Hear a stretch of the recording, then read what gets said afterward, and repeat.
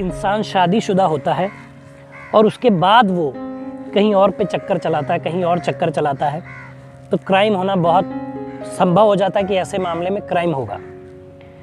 एक ऐसी कहानी जो आपको सोचने पे मजबूर कर देगी कि कोई इंसान कैसे ऐसे काम कैसे कर सकता है। आइए बताता हूँ पूरी कहानी। अनसुलझे रिश्तों को सुलझाती एक डोर, यानी कि मैं आपका लव गुरु। नमस्कार दोस्तों, मैं हूँ युवराज सिंह और आप देख रहे हो मेरा यूट्यूब चैनल लव गुरु युवराज। दोस्तों, आशा करता हूँ आप लोग स्वस्थ होंगे, मस्त होंगे और अपनी लाइफ को एंजॉय कर रहे होंगे। दोस्तों, एक वकील साहब हैं जो करीब 50 साल के हैं, जिनका नाम है हेतराम मित्तल, और इनकी गर्लफ्रेंड है जो वो 22 साल की है, मीन्स से बहुत छोटी, ठीक है। उसका नाम है मुस्कान कोस्टा और वकील साहब की पत्नी है शिखा अग्रवाल, ठीक है। और ये इटावा का मामला है, उत्तर प्रदेश के इटावा जिले का फ्रेंड्स कॉलोनी थाना क्षेत्र का मामला है। होता यूं है कि एक आदमी की डेथ होती है ट्रेन से कट के इस एरिया में, फ्रेंड्स थाना क्षेत्र में, फ्रेंड्स कॉलोनी थाना क्षेत्र में।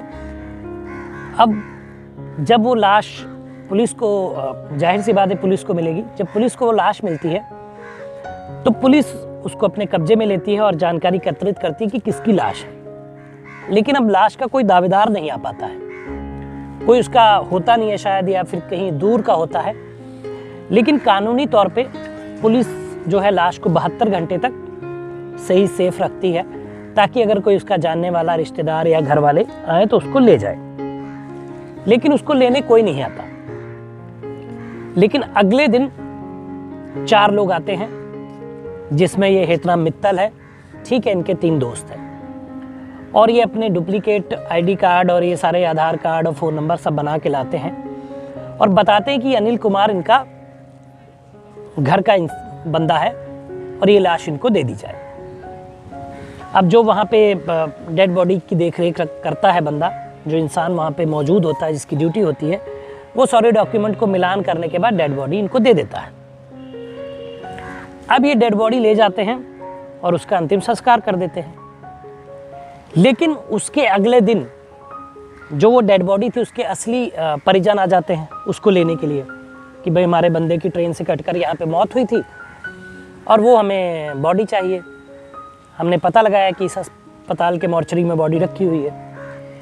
लेकिन अब जब ये बात पता चलती है वहाँ के लोग, कर्मचारियों को और पुलिस को, तो वो लोग सख्ते में आ जाते हैं कि आखिर जो बॉडी दे दी हमने वो कौन ले गया। फिर अब पुलिस मामले की तफ्तीश शुरू करती है।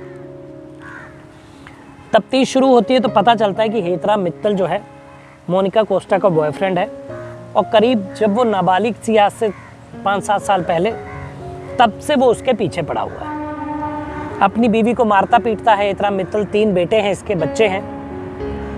और ये जो किस्सा मोनिका वाला है, इसकी बीवी को पता चलता है और बीवी जब इस पे ऑब्जेक्शन लेती है तो ये बोलता है कि मैं 3 बच्चों को मार दूंगा, तुम्हें भी मार दूंगा। अपनी मौत के डर से और बच्चों की मौत के डर से एक माँ चुप हो जाती है, लेकिन वो परेशान रहती है इसकी इन आदतों से। अच्छा, जब पहले इसका अफेयर मोनिका कोस्टा से शुरू हुआ था, जब ये नाबालिग थी, तो मोनिका कोस्टा के घर वालों ने भी एक FIR दर्ज कराई थी हेतराम मित्तल वकील साहब के खिलाफ कि इन्होंने इनकी बेटी को बरगलाया है और ये नाबालिग है। ये भी एक ऐसा केस था। अब चूंकि हेतराम मित्तल इनके घर वालों से बदला लेना चाहता था, ये 2 फरवरी की पूरी दास्तां है, बदला लेना चाहता तो उसने ये सोचा कि मैं जो बंदा लेके गया है, जो वो डेड बॉडी लेके गया है, उसका नाम उसने बताया अनिल कुमार, और साबित ये करना चाहता था कि अनिल कुमार जो है मोनिका कोस्टा का पति है। मोनिका कोस्टा की शादी हो चुकी है और मोनिका कोस्टा के पति को मारने के लिए, मतलब अब मर गया है, अंतिम संस्कार हो गया है, तो मोनिका कोस्टा के घर वाले जिम्मेदार हैं। मतलब कि मोनिका के कोस्टा के माता पिता को वो फंसाना चाहता था। लेकिन जब पुलिस ने कड़ियां जोड़ी और पता किया तो पता चला कि वो जो बंदा मरा था वो अनिल कुमार नहीं था और हेतराम मित्तल उसका रिश्तेदार नहीं था, ठीक है। ये सारी उसने फॉर्जरी की थी, ये फ्रॉड किया था। धीरे धीरे पुलिस उसकी वाइफ के पास पहुंचती है तो उसकी वाइफ बताती है कि मेरे से पहले भी इसकी 3 बीवियां रह चुकी हैं। हेतराम मित्तल पैसे के लिए और लड़की के लिए कुछ भी कर सकता है, किसी भी हद तक जा सकता है वो, और ये मुझे मारता पीटता था। मोनिका कोस्टा को दर्शाता था कि वो उसकी शादी हो चुकी है अनिल कुमार के आदमी के नाम से। उसी को जस्टिफाई करने के लिए और इसके माता पिता को फंसाने के लिए मोनिका कोस्टा के इसने ये साजिश रची और एक डेड बॉडी को लाया और अनिल कुमार का नाम देकर उसका अंतिम संस्कार करवाया। तो इतनी गंभीर घटना को वकील साहब अंजाम देना चाहते थे, लेकिन वो शायद ये भूल गए थे कि वकील से ज़्यादा दिमाग पुलिस के पास भी होता है और वो भी मामले की जांच करके विवेचना करके सच्चाई का पता लगा सकती है। तो दोस्तों, ये कहानी थी इटावा की जो मैंने आपको बताई।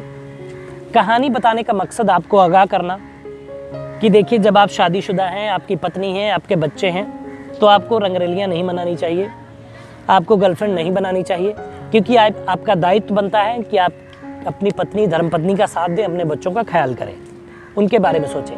ये नहीं कि आप किसी ऐसी लड़की के साथ रहें जो आपसे उम्र में छोटी है, जो आपकी बेटी की उम्र की है, आप उससे चक्कर चला रहे हैं और ये सारी चीज़ें कर रहे हैं। ये तो एक कहानी रियल वहाँ की स्टोरी थी।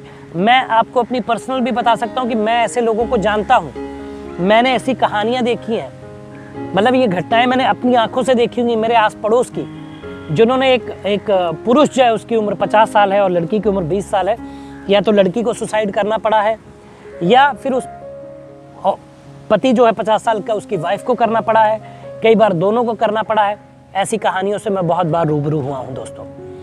तो अगर आपके मन मचलता है, मन बहकता है और आप शादीशुदा हैं, बच्चे भी हैं, तो ऐसी घटनाएं होने से पहले आप अपने कदमों को रोकिए, क्योंकि इसका अंजाम जो है बहुत बुरा होगा।